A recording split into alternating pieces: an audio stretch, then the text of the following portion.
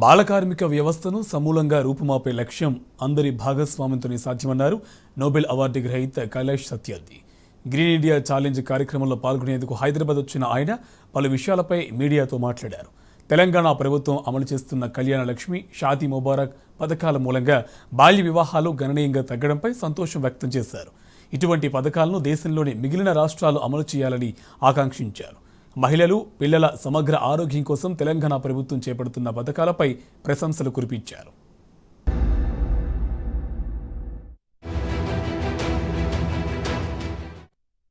That decision has been taken in United Nations General Assembly. It's very clear that this has to be achieved by 2025. So eradication of child labor, end of human trafficking, bonded labor, etc. They must be eradicated by 2025. That is the global commitment. But unfortunately, seeing the present trends, this cannot be achieved. There is no excuse for that. There is no justification for that.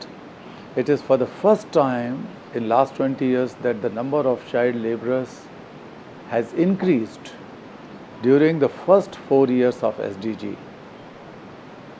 Between 2016 and 2020, the number of child laborers has grown from 152 million to 162 million globally.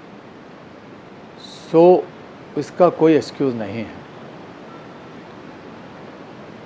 इन 4 सालों में the world has become $11 trillion richer. More money has been earned, and the world has never been so wealthy than it is today. Lekin every single day 10,000 African children are pushed into child labor, slavery and trafficking. This is unacceptable. India can definitely play an important role, especially being the president of G20.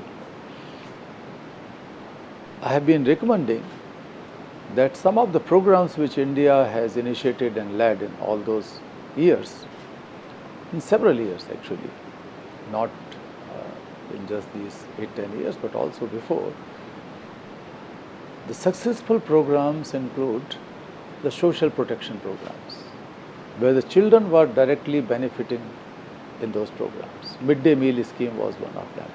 And then several new schemes have been introduced by the state governments and the union government. So social protection programs bring direct and swift benefit to the most needy people, particularly the children. बहुत सारी scholarships हैं, बहुत सारी ऐसी योजनाएं हैं जो child marriage रोकने के लिए हैं. ऐसी बहुत सारी चीज़ों का फ़ायदा बच्चों को मिल रहा है. So India and a few more countries like Brazil, for example, and Nigeria in some places, South Africa, and even the poorer countries like Bangladesh have set up such examples that through social protection measures we can help the most vulnerable, the most marginalized children. So India should try to demonstrate and demand that this program should be multiplied. This program, similar programs could be replicated in other countries.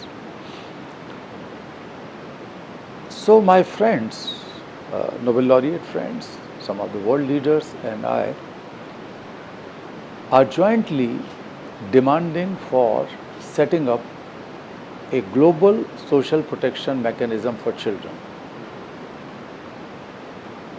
What global social protection mechanism? What we call the child benefit program, where such a mechanism can generate substantial resources to ensure that the needy countries, the low-income countries who are interested and who are genuinely committing themselves for the betterment of their children and women, they can introduce social protection programs in a bigger way, and they can definitely learn from the countries like India. So that is possible.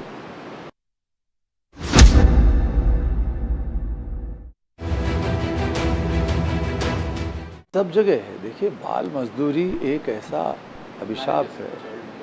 Child marriages भी इसी तरह का है। Child marriages Bharat में तो बहुत हैं क्योंकि आज़ाद आबादी बहुत है और दुनिया के कई देशों में है। भारत की अच्छी बात यह है कि India has a very strong law, one of the best laws in the world. Unfortunately, it is not being implemented properly, but India could be proud of having such a good law. Such a law does not exist even in the United States of America. America के तो आधे राज्यों में उस तरह का कानून ही नहीं। और हमारे यहाँ 18 साल तक लड़कियों की शादी नहीं हो सकती कानूनी तौर पर, 21 साल तक लड़के की नहीं हो सकती। हम तो कह रहे हैं इसको बढ़ाकर और 21 साल करना चाहिए लड़कियों की शादी, इसको बढ़ाना चाहिए क्योंकि अभी तो बहुत सारे बायोलॉजिकल, न्यूरोलॉजिकल और सोशो साइकोलॉजिकल स्टडीज़ ऐसी हैं जिसमें ये पता लगता है कि 18 साल में भी लड़कियां उतनी मैच्योर नहीं होती कि उनकी जल्दी शादी की जाए। तो शादी की मैरिजेबल एज को बढ़ाना चाहिए, हमारा तो कहना ये। तो कई देशों में ये समस्या है, हमारे यहाँ इम्प्लीमेंटेशन की समस्या है जैसे मैंने कहा, और इसकी जिम्मेवारी किसी एक स्टेट गवर्नमेंट पर या गवर्नमेंट पर एज होल नहीं थोपी जा सकती। सबको ये मिलके जिम्मेवारी उठानी पड़ेगी।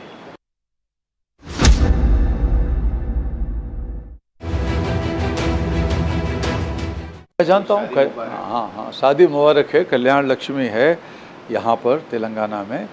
इस तरह की योजनाएं उसी प्रोग्राम में आती हैं जिसको मैं कह रहा हूँ ना, सोशल प्रोटेक्शन प्रोग्राम्स। तो सोशल प्रोटेक्शन प्रोग्राम्स ये भी है। हम लड़कियों को प्रोत्साहित करें कि वो देर से शादी हों, उनके माँ बाप को प्रोत्साहित करें।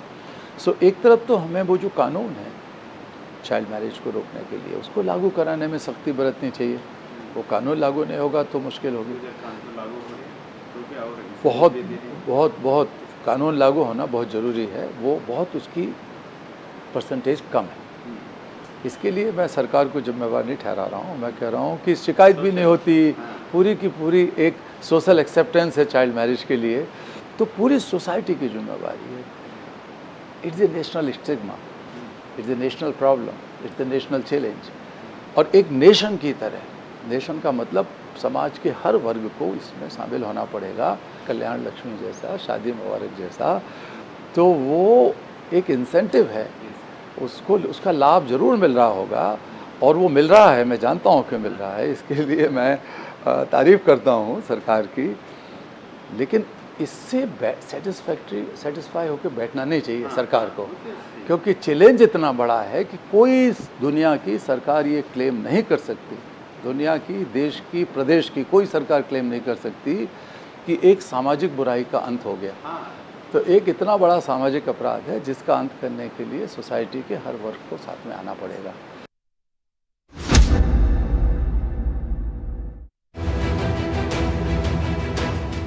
वारंगल में this was the first POCSO court है this region, and that was really commendable. I commended it that day also कि बहुत ही अच्छा ये काम हुआ है जिस तरह का वहाँ काम हुआ है, और वहाँ पर एक एग्जाम्पल सेट हुआ है।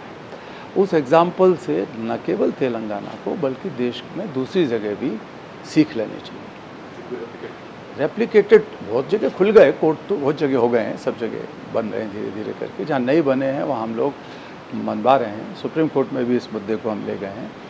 लेकिन असली चीज़ ये है कि जहाँ सक्सेस स्टोरी बनती है उससे सीखना चाहिए, वो एक प्रेरणा देती है। वारंगल की घटना एक इंस्पिरेशन देती है, उससे कुछ लर्निंग दूसरे लोग भी ले सकते। वही तो मैं कह रहा हूँ, कन्विक्शन इतना स्लो है कि उसको लागू कराने के लिए रिपोर्टिंग भी होनी चाहिए, उसके लिए सामाजिक चेतना भी होना चाहिए। उसके लिए हम अब बहुत बड़ा प्रोग्राम चला रहे हैं 300 डिस्ट्रिक्ट्स में, the world's largest ever child marriage free India. So child marriage free India को हम लोगों ने एक साथ 300 जिलों में रोल आउट किया है, 300 डिस्ट्रिक्ट्स में, और उसमें कई 100 ऑर्गेनाइजेशन शामिल हैं। इनडायरेक्टली, और डायरेक्टली भी हमारे साथ 150 के करीब ऑर्गेनाइजेशन हैं जिनको हम सपोर्ट कर रहे हैं।